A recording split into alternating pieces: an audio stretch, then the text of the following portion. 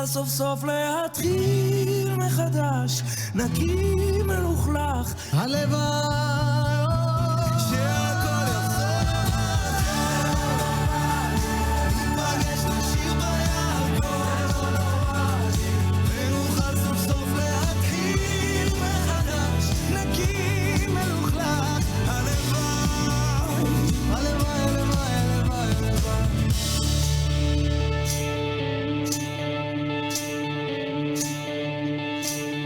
הלוואי. אנחנו היום פה במקצוענים בתחומם לייב בתוכנית הרדיו שלנו. יש לנו את תוכנית הפודקאסט שלנו ויש לנו גם את תוכנית הרדיו לייב למקצוענים. והפעם תוכנית שנייה שאני מארח את האחד והיחיד, את המאסטרו רני קאושינסקי. ערב טוב רני. יובל היקר, מה שלומך? בסדר גמור. לפני שאנחנו ככה ניכנס לעובי הקורה ולתוכנית עצמה, אנחנו בעצם, סדרת התוכניות שלנו, הן בפודקאסטים שלנו והן בתוכניות הרדיו לייב, נוגעת ב-20 שנות חוכמת ההתנהגות. וכל פעם אנחנו עכשיו, איך קוראים לזה, כמו שיש שנת העשור, אז יש לנו את שנת ה-20 של חוכמת ההתנהגות. נכון, זה אפילו, תשמע, אני חושב על זה, אפילו זה עבר בשנה את מועדון החורבה. אנחנו הגענו לאחד המועדונים הוותיקים בישראל, 19 שנה, ופה 20 שנה, וואו, זה מטורף. ביום שהחורבה נסגר, אני חושב שאפשר להגיד גם נסגרו חיי הלילה בחיפה, עוד קצת, היו עוד כמה כסיסות, אבל כשאומרים חורבה, רואים ויודעים. לפני שאנחנו ניכנס לרזולוציות הקטנות יותר, כל תוכנית עומדת הרי בפני עצמה, ועכשיו צופים בנו גם באתר וגם באפליקציה וגם בטיקטוק ובכל הארץ. חוכמת ההתנהגות, זה לא חוג, זה אימון מנטלי, נכון? כן, זה בעצם לקחת, אני אספר לך את זה בסיפור, היה לי מישהו מיחידות המובחרות של המוסד, שהוא עבד באנגליה אצל מלכת תאילנד, אצל מלכת אנגליה.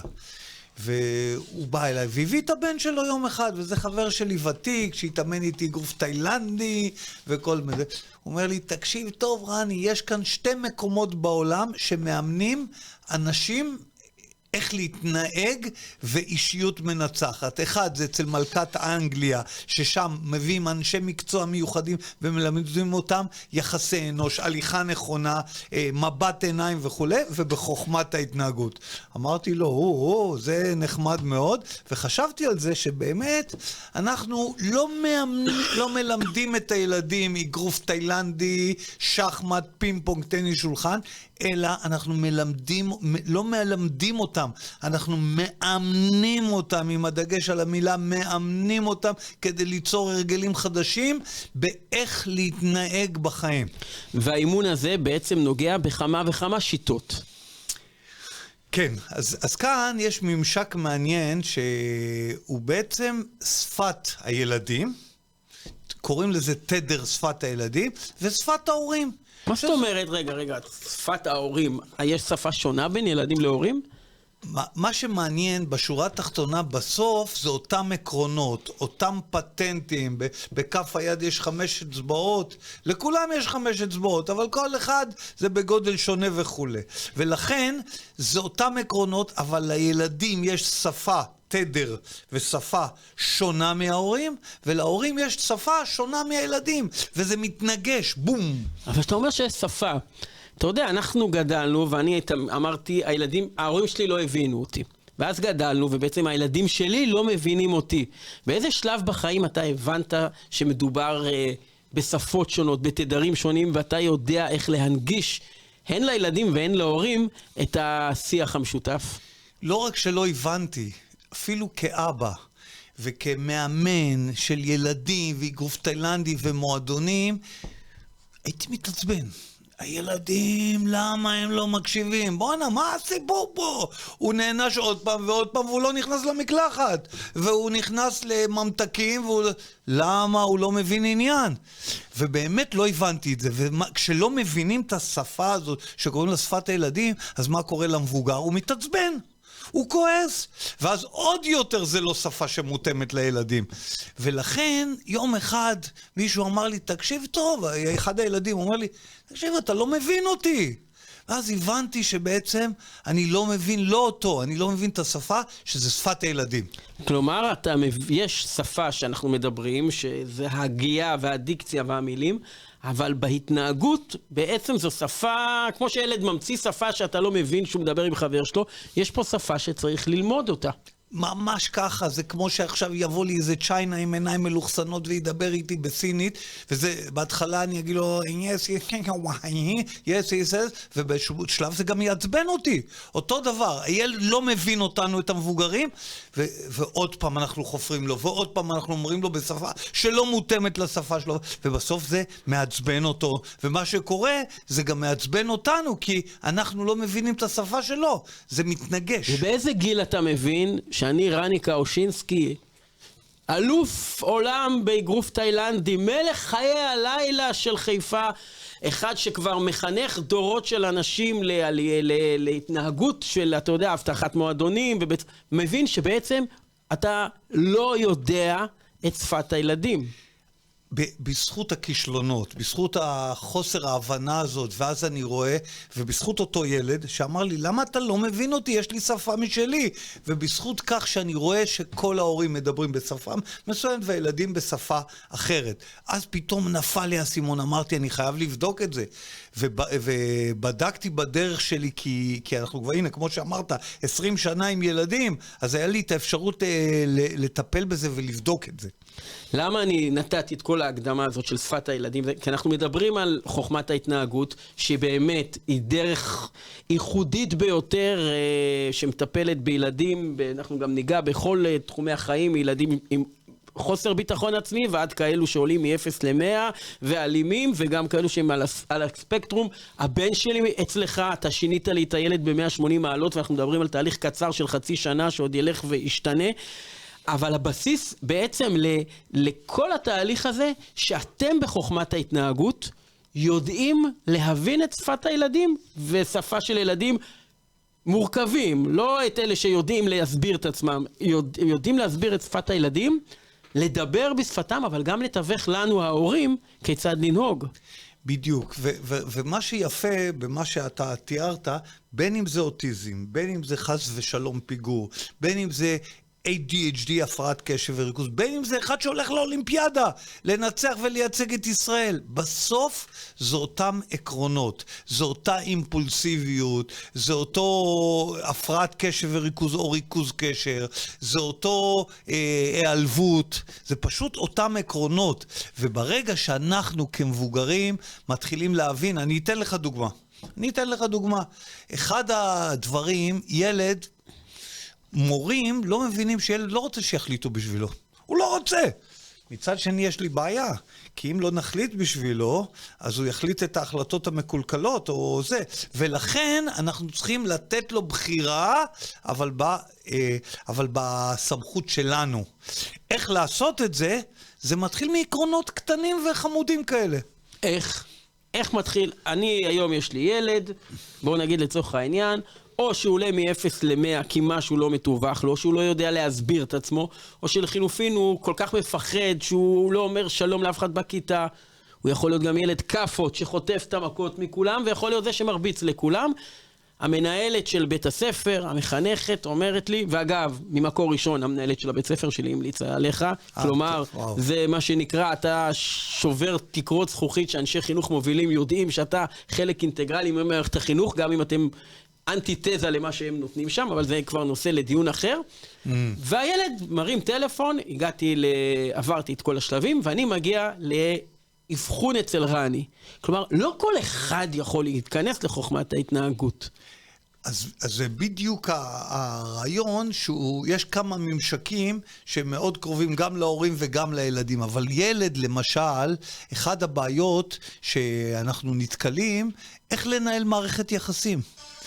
או איך במפגש, שאתה מגיע למפגש ראשוני, איך לנהל אותו. אחד הטעויות הילדים, הם פשוט לא יודעים איך לנהל את זה, את המפגש הזה, את המפגש הראשוני, והשלב השני זה איך להגיד לאבא לא, איך להגיד לאמא לא, איך להגיד את זה.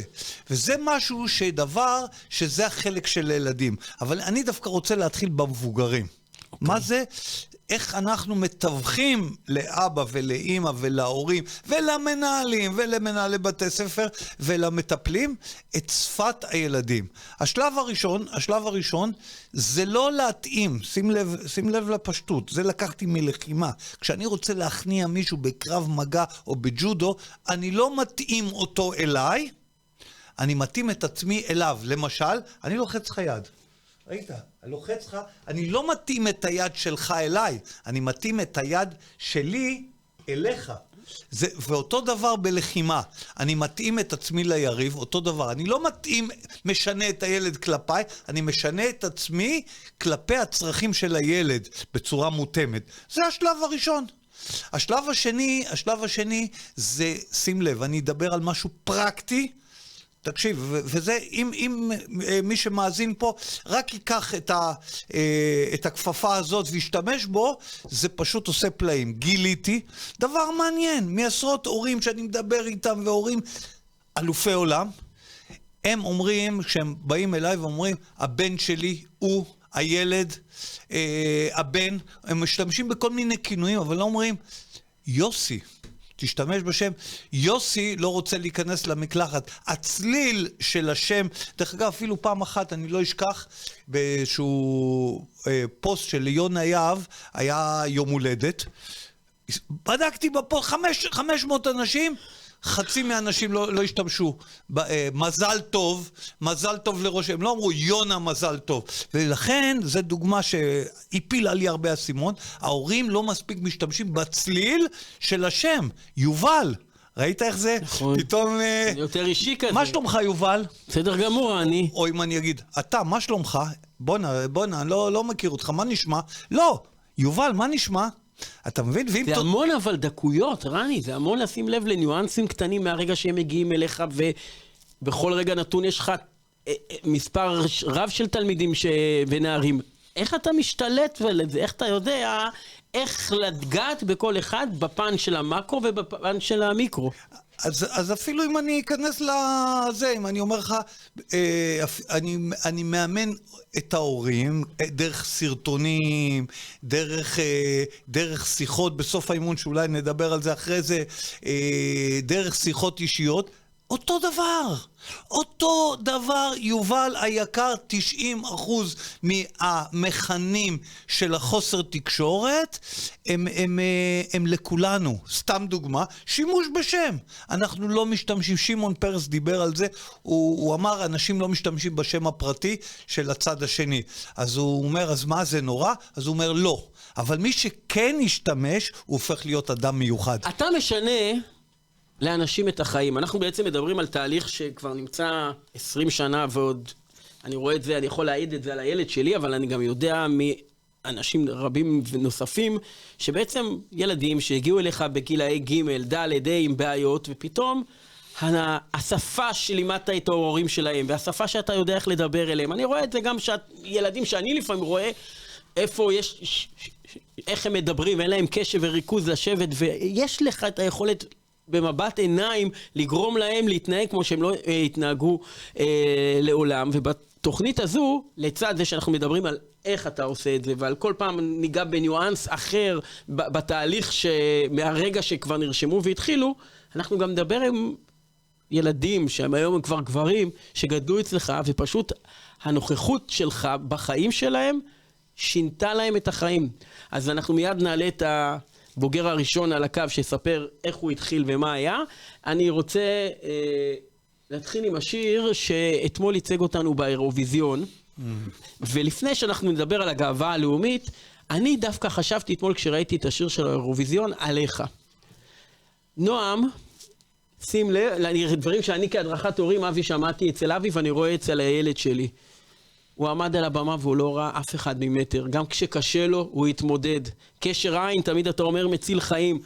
היו שם כמה עוכרי ישראל שצעקו בוז, אבל הוא הסתכל וחיפש בעיניים שלו את האנשים שהחזיקו את דגלי ישראל. וגם כשקשה לו, כשהוא התמודד, וגם קשר עין מציל חיים, וגם אלוף שתמיד מופיע ונותן בראש, הביא אותנו לאיפה שזה הביא אותנו. נועם, מלבד הכישרון המוזיקלי שלו, היה לו את כל הפרמטרים שלומדים אצלך בחוכמת ההתנהגות. וואו. תשען על זה, זה היה לפעם הבאה. בואו נשמע אותו קצת. מישל! את מרשה לי את השיר הזה? כי אמרה לי רק מזרחי כבד, אבל אני אתחיל דווקא הפוך. הנה, תודעתה ישרה.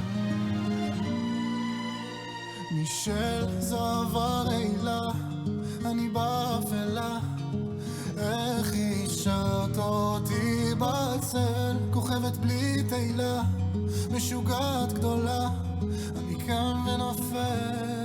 Oh Michel, je ne sais plus quoi faire, tu étais ma lumière, Dieu je t'en supplie réveille-moi, j'ai plongé dans le noir, amène-moi de l'espoir, et ma mademoiselle. Alors je danse avec les mots, tu me verras rire à nouveau. T'es ma douleur, j'étais qu'un décor, j'ai crié, crié, crié. Michel, je te laisse partir, adieu ma belle. Je te laisse partir, mais je t'aime. La reine des problèmes, Michel, Michel, Michel, Michel. Aïe, aïe, aïe, aïe, aïe, aïe. Aïe, aïe, aïe, aïe, aïe, aïe. Walking down Florentino, she nice memories. I'm losing my mind. Angel bodies in hell, trapped in your carousel, round and round, under your spell. Michel, je te laisse partir, adieu ma belle. Je te laisse partir, mais je t'aime. La reine des problèmes, Michel, Michel, Michel, Michel. Aïe, aïe, aïe, aïe, aïe, aïe. Aïe, aïe, aïe, aïe, aïe, aïe.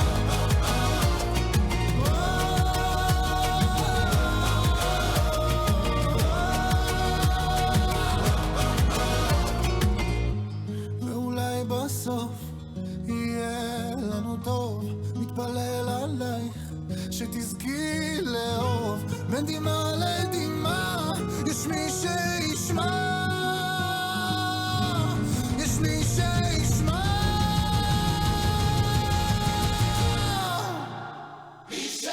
Je te laisse partir, adieu ma belle. Je te laisse partir, mais je t'aime. La reine des problèmes. Je t'aime. La reine des problèmes. Michel, Michel, Michel. מישל, בעין שלכם, אירופאים. מישל, כשאתה מדבר על חוכמת ההתנהגות, אתה מדבר על עקרונות בעצם של שפת הורים ושפת ילדים, נכון? בדיוק, שיש כאן... רגע, אני אוריד את זה, לא? מה שנוח לך, רני. הנה, אם אתה מוריד, אני מוריד. כי גם ככה שאני מוריד, אני תמיד שובר לאב. צעים? לא אם זה יותר יפה, אם, אז הנה, מה שתאי אומרת. זה על האם. אם, נו. כן, אז בעצם יש כאן שתי ממשקים שמצד אחד הם חופפים ומצד אחד הם שונים. למשל, אני אתחיל עם ההורים. ההורים זה דרישות שאני לא יכול לבקש בשלב זה מהילד. קוראים לזה דוגמה אישית. אוקיי. דוגמה אישית. בעצם, אם אתה רוצה שיהיה לילד שינוי, דבר ראשון תהיה אתה השינוי. תעשה את השינוי שאתה דורש מהילד. וכדי לעשות את השינוי, השלב השני שאנחנו דורשים מההורים, זה לתרגל את זה. כי השינוי הוא לא יקרה בגלל שרני אמר או משה אמר, צריך לתרגל את זה. והדוגמה אישית, אני אתן לך דוגמה, גם אנחנו עושים את זה בחוכמת ההתנהגות, יש לנו צוות של מדריכים, אם זה עדי, דנינו, אלי, טי, יש לנו עוזרי מדריכים, מדריכים צעירים, אנחנו מקפידים ועושים ישיבות כל הזמן, דוגמה אישית. אותו דבר הורה, אין עסקה בעולם שיותר משתלמת מאשר דוגמה אישית, כי בעצם זה אותם עקרונות. הדבר השני שהוא בעצם פרקטי ומאוד מאוד שימושי, זה בעצם לתת לילד את הבחירה. מה הנטייה שלנו? של מורים, של מאמנים, של הורים. החיים יוצרים לנו בגלל התנגדויות. אני לא מדבר איתך שהכל הולך חלק. אני מדבר איתך כשיש התנגדויות, אנחנו לאט לאט מצווים. עוד ציווי ועוד ציווי, והילד לא יודע לקבל את זה. ולכן צריך לתת לילד את הבחירה. והדבר השני והאחרון, יש עוד מלא טכניקות. אל תדאג, אנחנו פה לעוד הרבה זמן אצל אבי. עוד נחזור עוד הרבה. אז אני אגיד את הטכניקה האחרונה. טכניקה האחרונה, לתת לילד, זה נקרא שיטת שתי האפשרויות. לתת לו לבחור. אני אתן לך דוגמה. כנס למקלחת. כנס כבר. אני אמרתי לך, תכנס למקלחת. התנגדות שמייצרת התנגדות אינסופית, ופוגעת במערכת יחסים. במקום זה, תגיד לו שימוש בשם, דיברנו על זה. אבי, אני אקח את הדוגמה שיהיה אבי. אבי, יש לך שתי אפשרויות. אפשרות אחת, להיכנס עכשיו למקלחת, ואפשרות שנייה, להיכנס עוד 10 דקות. מה אתה בוחר? מה הוא יבחר, יובל? את השנייה. בטח שאת השנייה. אני גם רוצה להשתמש בשם. אלון, ערב טוב. ערב טוב, מה נשמע? אתה מזהה מי על הקו, רני? אלון ברקאי היקר, מה שלומך?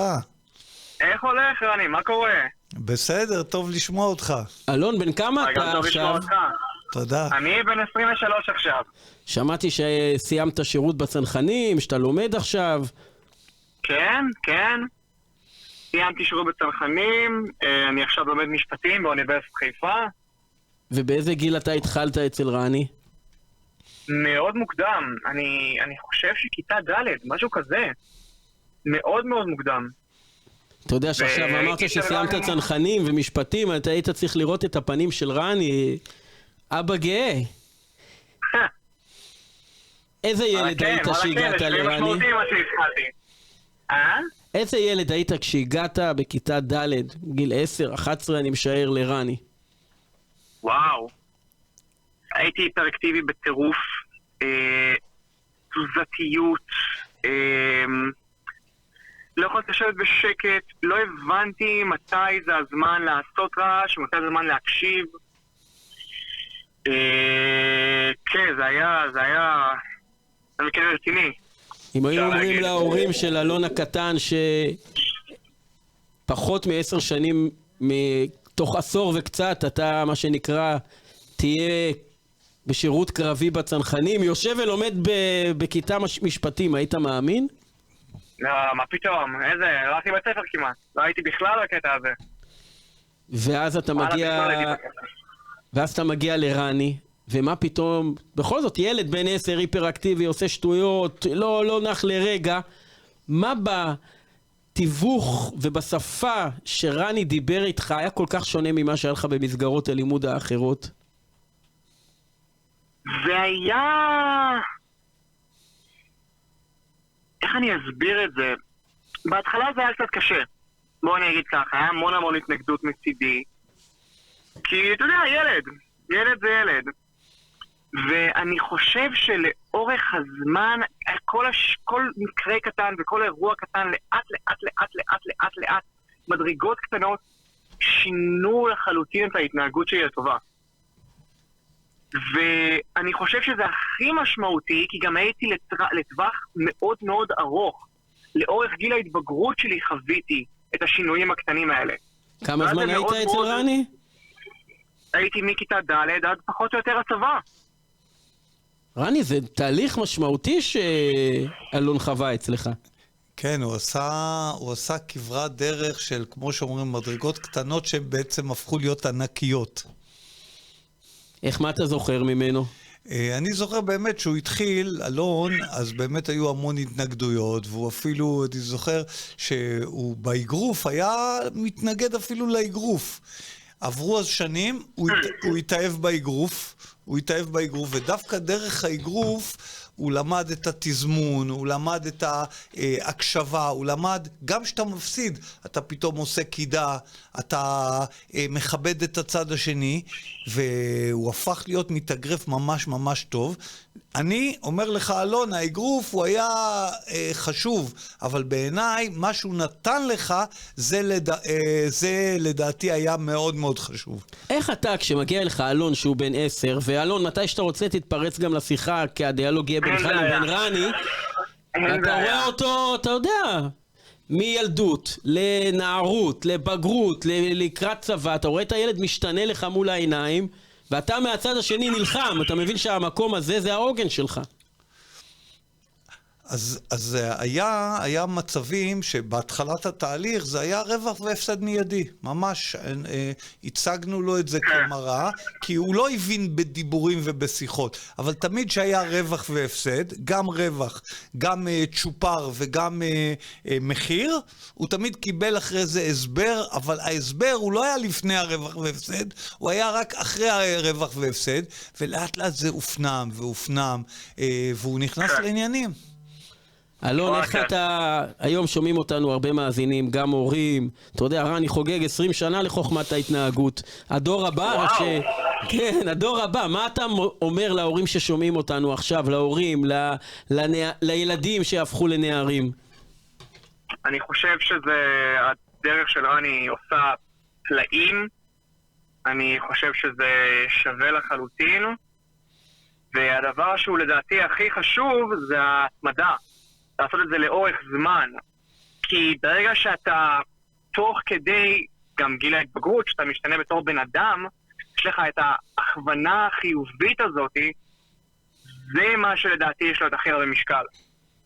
אתה חושב שזה היה אחד הדברים שגרמו למסלול שלך להגיע אחר כך לשירות קרבי וללימודי משפטים?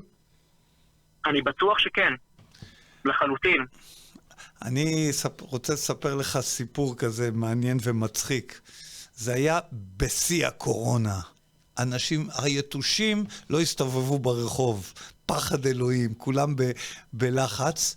ואלון אומר לי, תקשיב רני, אני רוצה להתקבל לסיירת צנחנים. לצנחנים? כן.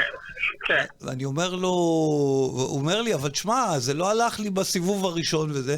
אמרתי לו, בוא, שיא הקורונה, אני כבר מפחד לצאת החוצה. אני ואלון עם המסכות, וזה הולכנו לגן קאודרס. אני אומר לו, בוא תרוץ איזה עלייה. הוא אומר לי, לא, אז הוא התחיל לרוץ והתעייף. אמרתי לו, תקשיב טוב, אתה גם בסחילה עכשיו הולך, אז הוא הצליח את זה בקושי. אמרנו לו, עכשיו עוד 3 אימונים לפני הגיבוש, עשה עוד אימון ועוד אימון, ובגיבוש מאוד הצליח.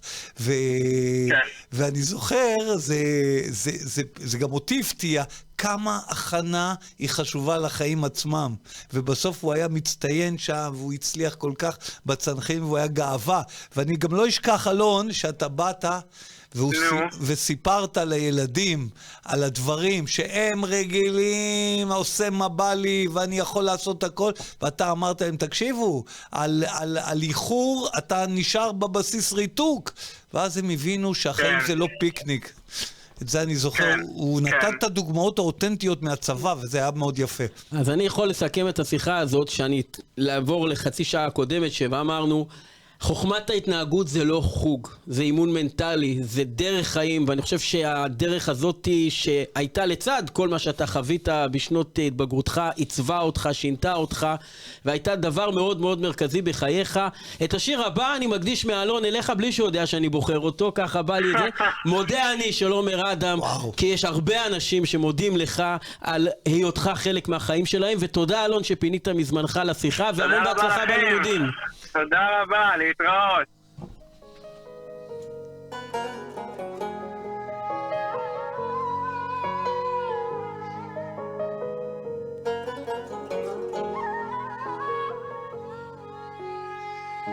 מודה אני כל בוקר שהחזרת את נשמתי, מודה אני על בגד שנחת על גופי, שלא יהיה לי קר, אתה שומר עליי.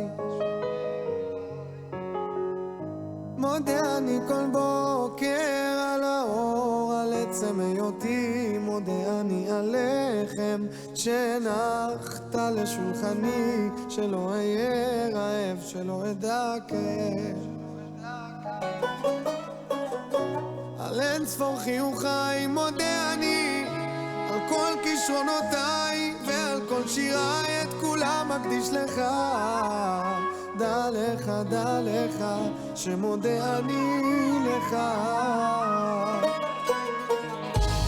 אצעק לך, אדיר שמך, אליך אקרא, לך חיי, לך ליבי ותודתי, אליך אקרא, אליך אקרא.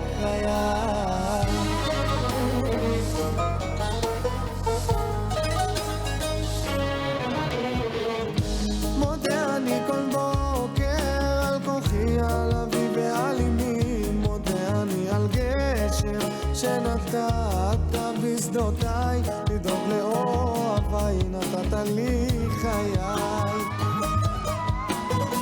על יום המנוחה מודה אני, על שם מודה אני. שים, רני, שים, ויש הרבה אנשים שמודים. עכשיו, רני, אתה מכיר אותי כמה שנים?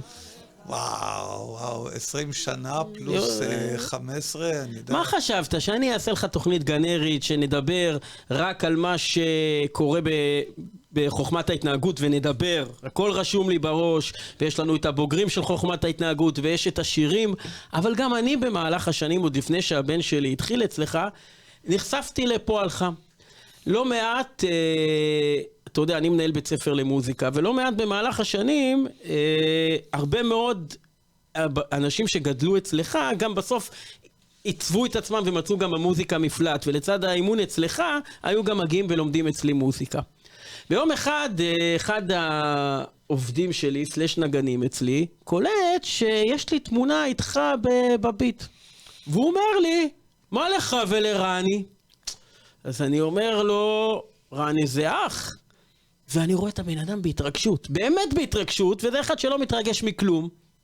הוא אומר לי, אני חייב להגיד לך משהו. רני זה אחד האנשים ששינו לי את החיים. הוא התחתן לו מזמן, אמיר בנעים, ערב טוב לך. ערב טוב, רני, ערב טוב, יובי. ערב טוב, הפתעת אותי. הפתעתי אותך, יש גם שיחה בהפתעה, שיחה בטח. בהפתעה. שיחה בהפתעה. סידור בהפתעה. זה באמת הפתעת אותי. אמיר הוא בכלל, תמיד הוא מפתיע, הוא בחור בהפתעה.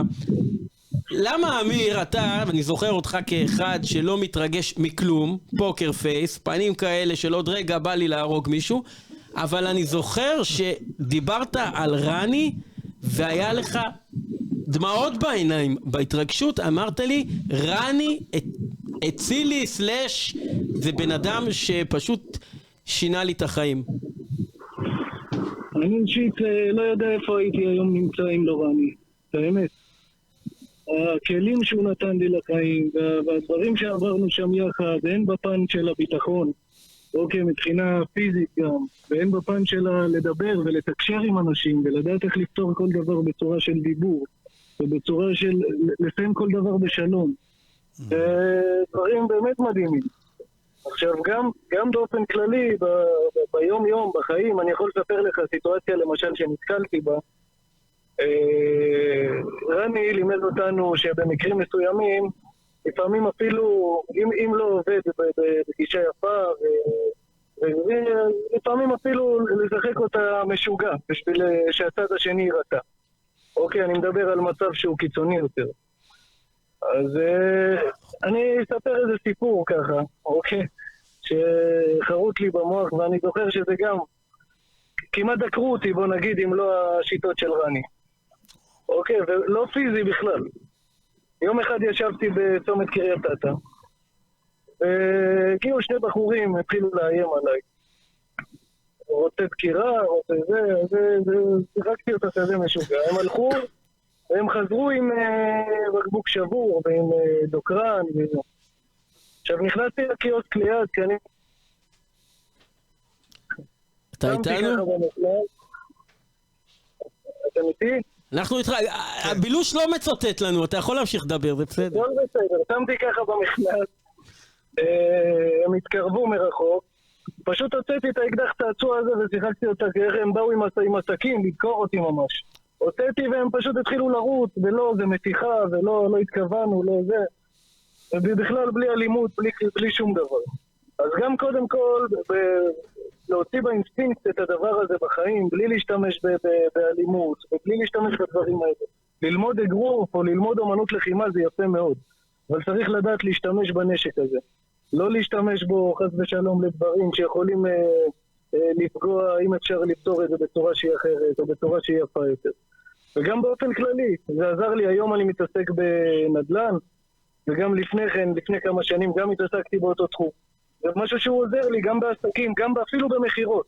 אתה אמרת, אמיר, שברמת הדיבור, מה, לא היית מדבר? הוא לא היה מדבר, אני? אמיר, אני זוכר בהתחלה, הוא האמין איך אומרים, שהדרך הנכונה זה עם הידיים. פחות דיבור, אתה יודע, כשנגמרים המילים, הידיים מתחילות לעבוד שעות נוספות, ובאמת, הוא הזכיר את זה יפה שאני לא זכרתי, לפני כמה זמן אמיר התאמנת אצלנו? 10 שנים. 10 שנים. 13 שנים. אצל אמרי. ואתה עכשיו אומר 10-13 שנים, ואתה אומר שאחד העקרונות זה הברכה לשלום, וזה בעצם הבסיס הזה, שעוד לפני שאתה מתחיל, אז אתה מתחיל להתאמן, לברך ברכה לשלום, ובאמת להתחיל לתקשר את המעשים שלך במילים, וזה כל כך יפה, פיזי פלוס מילים, אתה פשוט יכול להקל על הרבה דברים בחיים. אז אמיר, שומעים אותך, לא כל כך טוב, ורני לא ידע על השיחה הזאת, ואני יודע שהוא הופתע, למרות שאני מוסר את הדשים שלך כל פעם באוויר, אבל אתה רואה רני, אנחנו מדברים על 10 שנים אחורה, ואנשים עדיין משתמשים בכלים שאתה נתת להם, הכלים הבסיסיים שעליהם דיברת, המתודות האלה של שפת ההורה ושפת הילד, של אמירה, כל מה אתה אומר לחזור על זה, להגיד שלום, אמירת השלום, לדבר ביותר משני מילים, להציג את עצמך עם השם הפרטי שלך ואת השם של הבן אדם שכנגדך, להשתמש קצת במשחק כדי להימנע מאלימות, ואנשים משתמשים בזה היום כאנשים בוגרים. כן, זה התיווך הזה שהוא מובן, ואמיר, יש לי עוד שאלה, איזה עוד כלי שימושי אתה זוכר מהתקופות של פעם? מעניין אותי, אני כבר חשבתי שהשתנו, לא זכרתי שאז דיברנו על הברכה לשלום, אבל איזה עוד כלי חוץ מהברכה לשלום אתה זוכר? תראה, באופן כללי הביטחון שזה בנה בדיבור, וגם מבחינת, גם שפת גוף אגב, שזה דבר שהוא מאוד חשוב בחיים שלא שמים לב אליו אולי, והאוטונציה והמימיקה אפילו בפה, אני זוכר היה לנו עניין כזה שהיית שם לנו משהו בפה או סוכריה או אגוז, ולנסות יחד לדבר בצורה שהיא יותר קשה, וזה משהו שהוא פיתח גם יותר את הדיבור הברור, ושבן אדם יבין אותך, והאמפתיה, שאמרת האמפתיה זה לא רק להבין את האחר, זה גם לראות איך האחר רואה אותך.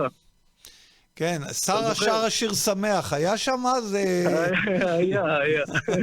סשה שמה שום בסושי, גם כן. היה סשה שמה שום בסושי. אמיר, רני שינה לך את החיים? חבל על הזמן, באמת. היום הבוס שלי אפילו בעבודה, אמרתי, אני מתעסק במחירות של פרויקטים של נדל"ן, הוא שואל אותי מאיפה אתה יודע את זה, ומאיפה השיטה הזאת, ומאיפה זה, הוא מכיר אותי כבר כמה שנים, הוא כבר לא יכול לשמוע את השם רני מהפה. אין מה לעשות, מה ששייך אליך רני זה שלך. כן, אני שמעתי, תודה רבה אמיר, אני שמעתי מיובל כל כך הרבה פעמים את השם שלך, ולא רק מיובל, בעיקר מיובל, ובאמת, תבוא לבקר אותנו, אני כל כך שמח לשמוע אותך, ושאתה זוכר את כל השיטות, את המנטרות, האמת היא שאתה גם משקף לי דברים שלא ידעתי שאז אימנו אותם, ואני שמח לשמוע. זה רק אומר שזה משתבח עם השנים. היה לנו התעמלות שמש לעיניים, אני זוכר ילד שכבר לאט לאט ירד לו המשקפיים כבר לאט לאט. אמיר, היום זה רלוונטי עם כל העניין של הדיגיטל וזה ההתעמלות שמש והתעמלות לעיניים, זה כל כך יכול לפתור הרבה בעיות בחיים, נכון? ומדיטציות, באמת, והשלווה הפנימית שזה עשה לנו, זה באמת מעבר לכל דבר. זה לא סתם אימון, עכשיו בן אדם רוצה להתאמן בגרופ תאילנדי, או רוצה ללכת ללמוד NLP, או רוצה ללכת, זה פשוט משלב את כל החיים יחד, ואפשר באמת לצאת לחיים עם הרבה כלים ממשיים, שאי אפשר לרכוש אותם בשום מקום אחר. נקודה.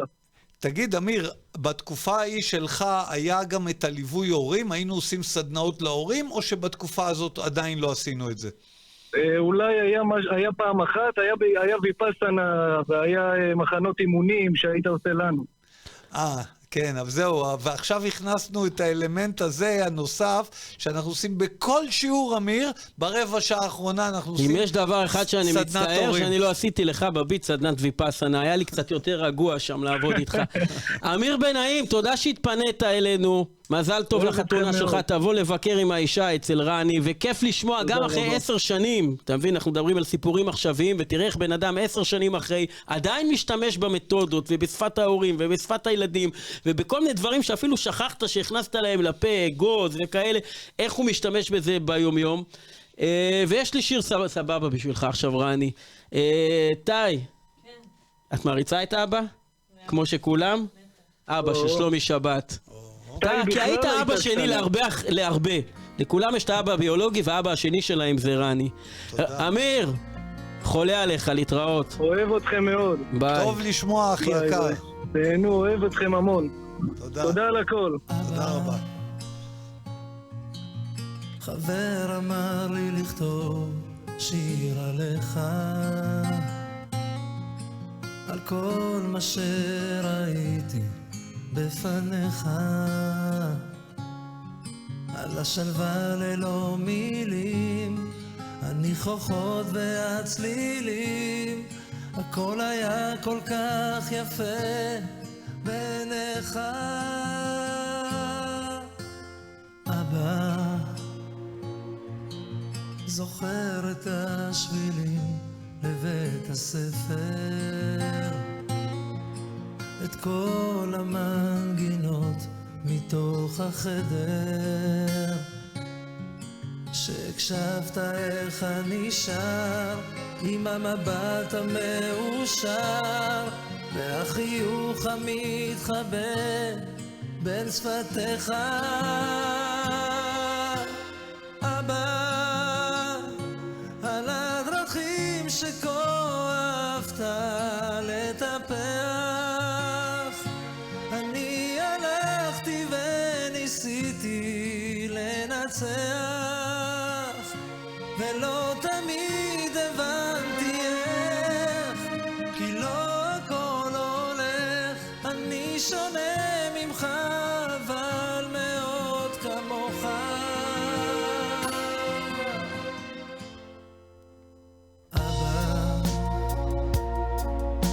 הבית הישן מזמן איננו,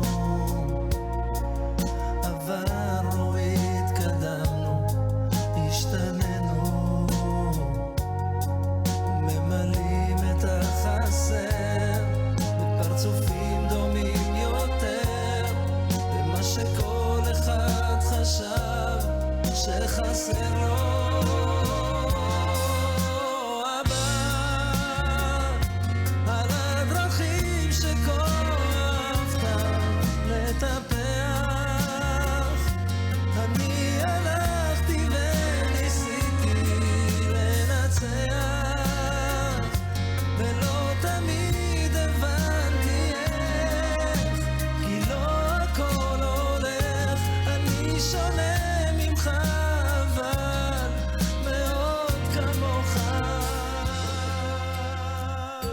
היום אנחנו בתוכנית מדברים על סיפורי הצלחה, על כל האנשים. תראה, אנחנו דיברנו פה על מישהו שעכשיו מתחיל משפטים אחרי שהוא סיים צנחנים, ודיבר על זה שהגיע אליך בכיתה ד', ואמיר ש10 שנים כבר עברו מאז שהוא היה אצלך, ושנינו יודעים את נקודת הפתיחה, עוד היינו עדינים בלתאר אותה. יסלחו לי, חבל שלא היה הדרכת הורים בתקופה הזאת, אבל לא משנה. ואני בעצם רוצה עכשיו לדבר מהזווית שלי, שיש לי ילד שהגיע אליך, ילד מתוק, הבן שלי בן, שהוא הגיע אליך לפני כחצי שנה, עולה מ-0 ל-100, שלא יודע כל כך לתת, לא יודע איך לתווך ולהסביר את מה שיושב עליו ואת מה שכואב לו כלפי חוץ, שאין לו כל כך כבוד למבוגרים, והוא עובר איזשהו תהליך אצלך. ואני רוצה עכשיו לגעת מהרגע שעברנו את המבחן, וזה הבן שלי כמו כל מי שמאזין לנו עכשיו, וזה עשרות הורים, מה קורה בעצם? מה קורה? איך מתחיל עם הצוות שלך ההכנה לפני השיעור? מה קורה בשיעור?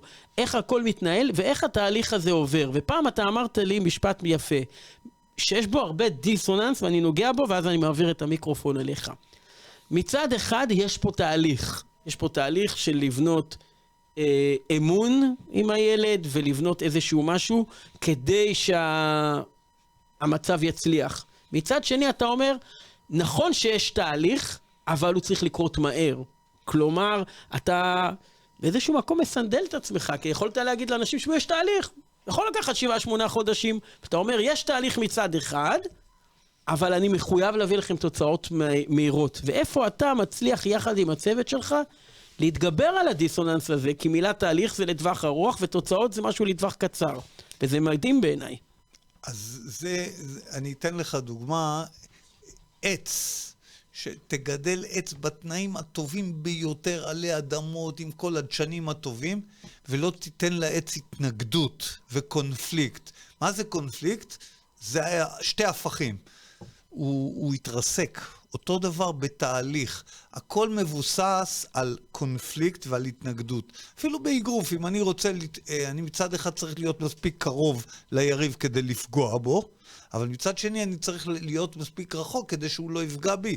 הכל זה התנגדויות וקונפליקטים, ולכן התהליך מצד אחד, התהליך הוא נבנה לאורך זמן, אבל מצד שני, כדי שיהיה סיכוי שהוא יצליח, ההורים צריכים את השריר הזה שקוראים לו תקווה. ולכן אנחנו צריכים לייצר את התוצאות המיידיות, כמו שהשורשים ייבנו מהר, כדי שהתהליך יתחיל להיות עם תקווה, עם רצון ועם העוף. ועכשיו מה קורה? סליחה? ברמת המיקרו. בואו ניכנס עכשיו, אני שמתי מצלמה נסתרת, או מצלמה של תאי, הבת שלך, והתהליך מתחיל, לא שהילד מגיע כבר בשעות הבוקר, צהריים, אתם מכינים את השיעורים, איך הולך הדינמיקה, שהצוות שלך הוא צוות משפחתי שרואה במקום, ואמרתי את זה גם באיזו פגישה, כשליחות ממש, איך יודעים לדייק מה מתאים לכל תלמיד, ומה מתאים לכל אחד בנפרד, זה מאוד מעניין. אז עוד פעם, יש דבר, אפקט פרטו, יש המון נוסחאות שזה קוראים לזה 90-10. 90% מהמקרים הם משותפים, ו10% הם מותאמים לכל ילד ספציפי. אני אתן לך לדוגמה. אין כאן מה לדבר שהפרעת קשב וריכוז זה שריר שצריך לסדר אותו, אצל כל בן אדם. בין אם זה נשיא מדינת ארצות הברית, או בין אם זה ילד עם הפרעת קשב וריכוז מורכבת. ולמה? כי הפרעת קשב היא מייצרת חוסר איזונים, והחוסר איזונים הזה מייצרות לפעמים חרדות, ולפעמים מייצרים כעס, והרבה פעמים הפרעת קשב וריכוז הזאת מייצרת תחושה של חוסר הבנה בקודים החברתיים. וכל זה משבש את השיקול דעת ומעוות את העניין. אז צריך לסדר את זה. ואחד הדרכים המאוד יפות ויצירתיות שמיישרות את הפרעת קשב וריכוז, קוראים לו משמעת. משמעת מהמילה שומע, מהמילה מקשיב, מהמילה כן אבא, כן אמא, וזה בדיוק ההפך ממה שקורה. אבל שים לב למה שמעניין. המשמעת הזאת, אם אנחנו בונים אותה, כדי שיש סיכוי שתהיה משמעת, אני צריך לבנות את ההפך הגמור, שקוראים לו אמון. מה זה אמון? אמון זה הפוך ממשמעת. אני לא מבקש ממך כלום. אתה תעשה זה, כדי לבנות את האמון. ושים לב, זה שתי התנגדויות, שאם אנחנו יודעים לחבר בין האמון עם הילד, ובין המשמעת, ניצחנו את הקרב. אפילו אני אתן לך דוגמה. הילד לא רוצה להיכנס למקלחת, הוא רואה את הפורטנייט, אומר לו, היי, בוא הנה, בוא שנייה. ואתה צריך להגיד לו, כנס למקלחת, הוא לא רוצה. אתה יודע מה, קח 10 דקות, כנס למקלחת, הוא לא רוצה. שים לב, כי הרבה פעמים זה מעצבן אותנו כל כך שאנחנו שוכחים לבנות איזה אמון קטן. ואם זה בקטע של הפרקטי, וואו, איזה יופי, ניצחת בפורטנייט. ילדי היקר, אבי, היום אני אשתמש בשם אבי. אבי, יש לך 2 אפשרויות. אחרי שאתה בנית אמון בקטנה, יש לך 2 אפשרויות. אפשרות להיכנס למקלחת עכשיו, או אפשרות עוד 10 דקות. מה אתה בוחר? אז הוא כמובן יגיד עוד 10 דקות. וגם אם אחרי 10 דקות הוא לא ירצה, גם לזה יש דרכים, שבפעם גם נדבר על זה. אבל אתה בונה איתו את השריר הזה של האמון לפני המשמעת. לכן צריך התמדה. נכון? מי שמגיע אליך צריך להבין שזה לא חוג ג'ודו, או לא חוג פיתוח כלשהו אם אתה לא מגיע. חייבים להגיע 2 בשבוע, ואם אתה מחסיר, אתה חייב להשלים. על מתודת האלוף תמיד מופיע, כלומר, אם לא יהיה לו את ההתמדה, לא יבנה האמון מצד אחד, אבל גם הילד לא יהיה חלק מהתהליך מהצד השני. לגמרי, יש לי חבר שהוא מומחה לכינור, אפי פישליס, והוא סיפר לי שהמורה שלו, אחד המאסטרים הגדולים, אמרה, 95% בלימוד בכינור, זה התמדה ו5% זה כישרון. אז תאר לעצמך בהתנהגות, ביטחון עצמי, זה הרבה יותר קשה מאשר לבנות אגרוף. לכן, ההתמדה זה שם המשחק, יובל. התמדה, ובפנים אתם יוצקים בעצם את התכנים השונים והמגוונים. המדיטציה, העיגוף תאילנדי, יש סילבוס שלא נגמר. ותראה איך אנשים זוכרים אותו 10 שנים אחורה. מדהים, מדהים, הברכה לשלום. אני לא זכרתי שאני כבר אז דיברנו על הברכה לשלום. יש כמה יסודות עמוקים, אני אתן לך דוגמה. מערכת שורשים מסועפת עם זיכרון אינסופי, שקוראים לה רושם ראשוני. או כמו שאומר המשפט, בדייט, אין הזדמנות שנייה לרושם ראשוני. וזה משהו ששמתי לב שהמון ילדים, הם לא יודעים ליצור רושם ראשוני. הם מתחילים, ככל שהקושי יותר גדול, הרושם הראשוני יותר גרוע. אז אנחנו צריכים לפרק את הרושם הראשוני לגורמים, ולתת לו כלים. ומה הכלים? כלי ראשון, שימוש בשם. יובל, מה נשמע? אתה רואה איך זה כל פעם? כלומר, אתה היום, רן, יכול להגיד שאתה יודע עברית, אנגלית ואת שפת הילדים. וחוכמת ההתנהגותית. חוכמה ההתנהגותית. לגמרי. שפת הילדים. שפת הילדים. זה לקח לי 13 שנים להבין אותה. אתה יודע, יש משפט שאומר, אתה לא יודע שאתה לא יודע. אתה יודע עד מתי? עד שאתה יודע. ולקח לי 13 שנים להבין שאני לא יודע את שפת הילדים.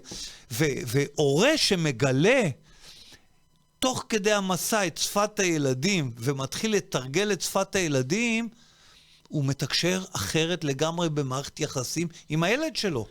זה לא one man show.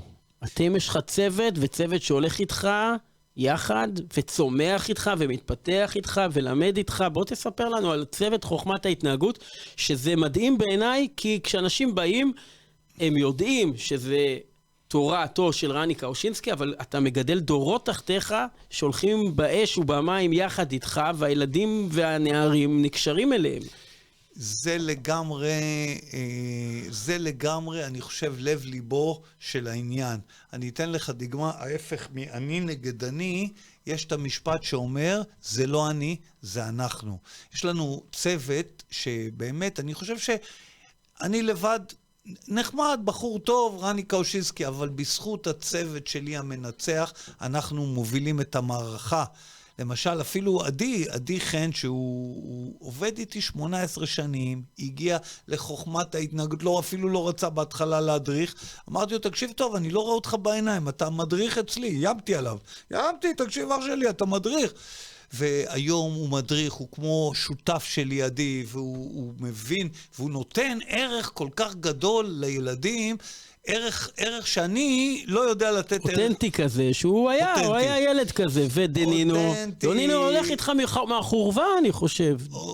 מה? דנינו, תקשיב, עדי 18 שנים, אפילו, בדיוק כשאיינשטיין הגיע חתול, שגם כן הוא חלק מהצוות, השני זה דנינו דומיניאן הרומני, שהיה אצלי מדריך אגרוף בחורבה, והיה גם פיקולו בחורבה, אתה זוכר אותו? נכון. אתה זוכר אותו, היה חוגג בחורבה כזה, והוא מלווה את המועדון, ותקשיב, כל פטנט שבחורבה מומצא על ידי המוח של רני המשוגע, דנינו עושה ככה עם היד, כי למה? כי הוא צריך לבצע אותו. יפה, שהוא גם יש לו את המתודה שהוא יודע, והוא יודע ללמד ולהדריך את הילדים, אבל הוא גם מתעסק מה שנקרא בתפעול הלוגיסטי של המקום, והיכולת הזאת, רני, לקחת גם את המנהל הלוגיסטי של המקום, ולגרום לו להבין שאתה לא רק בונה לי את החלומות, אתה גם יודע ללמד אותם, זה לא דבר מובן מאליו. זה לגמרי, אני מאוד אוהב את הצוות שלי, אני מאוד אוהב אם זה עדי, אם זה דנינו. אם זה דור ההמשך פה לידי, תאי, הבת שלך, דור ההמשך. שעברה גם תהליך, נכון? ספר, מה זה, התחיל קל איתה, את האמת? מה זה, הילדה הזאת היא לא רצתה להדריך גם? תקשיב, עדי, העתק הדבק, לא רצתה להדריך. אמרתי, תקשיבי. תתחילו מההתחלה. שמה? תתחיל מההתחלה, שנולדתי. נולדה בגיל, בוא נאמר ותיקה מאוד, 23 שנים. אנחנו מכירים אותך שהיית בת 5, אל תגיד, הסתובבת גם במועדונים בחורבה בין הרגליים, הכל בסדר. כן, יום אחד אני בא לבית קפה, יובל, תשמע סיפור אותנטי, אני בא לבית קפה, תקשיב, תור, אתה יודע, תור של 30 אנשים, ואני קובר את עצמי, לא יודע מה לעשות. באה ילדה בת, כמה היית? בת 6, 7? 6, 7, 5, 4, 7, 17, עם טלטלים של זהב, ואומרת לה, בבית קפה נכנסת, סליחה אדוני, יש לי שאלה קטנה. ככה כולם בגובה כזה, כל התור הזז ימינה ושמאלה. כן ילדה, אתה יכול להחליף לנו את הכוס קפה? זה היה אחד השיעורים הגדולים. היא כבר למדה מה זה להיות קאושינסקי. וגם לא רצתה להיות פה, וגם לא רצתה להיות באימונים. אמרתי, יש לך כישרון מולד, באמת, ותקשיב, היום איך היא עושה את המדיה, ואיך היא מנהלת, יש לה מחלקה שלמה שהיא מטפלת בבנות, ייחודי מאוד. אתה יודע, אני יוצא רגע מכובע מראיין, והולך לכובע ההורה. ואני גם מפריד רגע את ההיכרות ארוכת השנים שלי איתך, ואני עכשיו מה שנקרא בניטרלי. אנשים שבאים אליך ובאים לחוכמת ההתנהגות, חוץ מהשינוי המדהים שזה עושה לילדים שלהם, וחוץ מזה שהם מחכימים ולומדים את שפת ההורים ושפת הילדים, ואנחנו עוד יכולים להרחיב על זה ונרחיב על זה בתוכניות הבאות, מרגישים את המשפחתיות הזאת, מרגישים בכם שזה לא באתי עכשיו לעוד חוג או עוד אימון מנטלי, או אפילו לאיזה טיפול שעושים לילד שלי, שזה מבורך. אנחנו באים למשפחה שפשוט רואה במקום הזה, לראות בילד שלי, בטיפול בילד שלי, שליחות. רואים עליכם, ואני כל הזמן אני נדהם כשאני בא לשם, וזה נדמה לי שטי ושדנינו ואתה ועדי וכל הצוות, כאילו זה היום הראשון שלכם בעבודה, לא 20 שנה באים כל יום 3 קבוצות, הורים וזה. אתם חיים ונושמים את המקום, כאילו זה היום הראשון שפתחתם אותו. כן, אז אני אפילו רוצה גם לספר לך על עוד איזה גורם מנצח, שקוראים לו אלי, היקר, אתה גם מכיר אותו. ברור. אלי הוא היה תלמיד השני שלי, שהביא את הבן שלו, מלך המדיטציות. מלך מלכי המדיטציות והנשימות, והוא אמר לי, רני, אני רוצה להתנדב. אתה יודע שהוא מתנדב במקום, והוא, תקשיב, הוא חי את המקום בצורה כזאת יפה. אתה יודע, וזה הסינרגיה שלנו. ומה הייתה שאלה? לא, דיברתי איתך על התחושות, ונכון, חזרת לאלי. אני אגיד לך מה, אנחנו בתוכנית הראשונה דיברנו באמת על חוכמת ההתנהגות, וגם דיברנו עם עדי בתוכנית ואיך נולדה חוכמת ההתנהגות. בתוכנית הזאת דיברנו מהרגע שבן אדם נרשם אליך והגיע אליך, כבר לא צריך לספר לו מה זה חוכמת ההתנהגות, על התהליך שהוא עובר. יכולנו לדבר פה שעה על מה אתם עושים שם, וגם עוד נדבר בהמשך על כל מיני שיטות ומתודות שונות, אבל היום היה חשוב לתת את הקולות של מי שצמחו אצלכם. אני יכול להיות מה שנקרא העד ממקור ראשון לתהליך עכשווי שהילד שלי עובר וחווה, אבל היה לשמוע את אלון, שהגיע אליך ילד היפראקטיבי וגדל אצלך מגיל 10 עד 18, אתה הכשרת אותו לצנחנים, הוא התקבל לצנחנים בשבילך, הוא ראה את רני יוצא עם המסכה ומלמד אותו לקורס, והוא הלך לצנחנים והוא לא שוכח לך את זה גם עכשיו שהוא הולך ומתרגל את לימודי המשפטים. ואתה שומע את אמיר שעבר כמה סיבובים בחיים שלו, אבל בתור ילד שלא היה מדבר והיה עובד עם הידיים, ואתה יודע מה, הרבה מאוד דברים שאני קיבלתי אותו בבגרותו כעובד שלי, אמיר, או כנגן חצוצרה אצלי, היום אני מבין אני ראיתי איפה הוא נלחם בשדים שלו, אבל אני מבין שהרבה מאוד מההתנהגויות שלו הוצבו אצלך, ללחוץ את היד, הנימוס, הדיקציה, לשלוט בכעסים, זה דברים שאתה ונתנו פה דוגמאות לשניים, אבל אם אנחנו עכשיו לוקחים חיים שכאלה ועושים עכשיו 10 שעות, יש לי 10 שעות לראיין ולדבר. אז היום נגענו במה שעוברים על שפת הילדים ועל שפת המבוגרים, ונתנו דוגמאות. אני רוצה שבתוכנית הבאה, ותכף נפתח את היומנים ונסמן, נתחיל לדבר גם על השיטות. מה עושים במדיטציה ומה עושים במנטרות, ואיך שאנחנו עושים את חדר כושר למוח, שאת תספרי מה קורה שם. כלומר, בפעם הבאה כבר שניפגש, נדבר כבר על השיטות השונות של חוכמת ההתנהגות, שהן ייחודיות. דיברנו על המקרו, דיברנו על הבוגרים, עכשיו צריך להבין באמת מה אתם פיתחתם שם. איך אתה מסכם את השעה הזאת ככה? אני רוצה לסכם את זה בצורה כזאת, א', שכמו שאתה אמרת, הצוות שלנו, אם זה עדי, דנין, נואל, איתי, המדריכים, העוזרי מדריכים, הצוות שלנו, זה אנשים שהם נותנים את הרוח הגבית, אבל יש גם אני רוצה להגיד לך שיש לנו הורים מאוד מיוחדים. בחוכמת ההתנהגות. אתה יודע, הילדים הם צריכים ככה לקבל את הכלים, ואמיר אמר את זה, שפעם זה בכלל לא היה. היום הליווי הורים הוא כל כך עוצמתי, ואני רואה איזה הורים מיוחדים, ואיך ההורים כל כך, ברגע שהם קולטים את שפת הילדים, איך הם נרתמים לתהליך. ואני רוצה להגיד לך, שאם ההורים מדברים בשפת הילדים, אם הילדים קצת מחזקים את האישיות שלהם, אם זה הופך להיות אימוני ועוד פעם ועוד פעם, בסוף זה יוצר מצב שהילד הוא רוצה להצליח בחיים, אז הוא מקבל את הכלים והוא משדרג את הכלים, ואז הופך לנו דור של אלופים. דור של אלופים. אומר חשוב, מעיד את זה על הילד שלי, שיחקתי איתו אתמול כדורגל בדשא, נתתי לו אבי בעיטה, פירקתי לו את הפרצוף, הוא תופס את הראש, הוא קם, הוא מסתכל, הוא חייך, הוא אומר לי, גם שקשה לי, אני מתמודד, אלוף תמיד מופיע, לא מתבחיינים, וחזר לי, וזה לא היה קורה, פעם זה היה בכי, עצבים וישר אלימות. וזה דברים קטנים שהם למדים וצורכים אצלכם, וזה פשוט מדהים איך אתם משנים חיים, רני. אני תמיד אמרתי לך, יובל, אתה היית צריך להיות מטפל, מסיבה פשוטה. אתה קולט, אני זוכר גם בתחום המועדונים, דברים שאני לא, אתה קולט דברים, אתה קולט התנהגויות, אתה קולט אמפתיה. גם לפעמים שאתה יושב אצלי, אתה משקף לי דברים שאני אפילו לא תמיד רואה אותם. והבן שלך, הבן היקר, אני אגיד לך, הוא מימש את תכונת המשמעת. אתה יודע, בהתחלה אני זוכר, הוא היה מתפזר ומאבד קשר עין, אבל ברגע שהוא הכניס את הפטנט הזה שקוראים לו משמעת, מהמילה שומע, מקשיב, תשומת לב, אז הוא לא אומר, אתה לא צודק, אתה כן צודק, אני שומע. וכשהוא שומע, פתאום הוא הפך להיות מוביל במערכת. רני קאושינסקי, אני יודע שאתה חובב AI, גילית את הבינה המלאכותית לא מזמן, אבל אם אני אכנס ל-AI ואני אקיש רני קאושינסקי, אז אני אקבל את ההגדרה פורץ דרך. רני קאושינסקי, פורץ דרך. נהניתי לראיין אותך.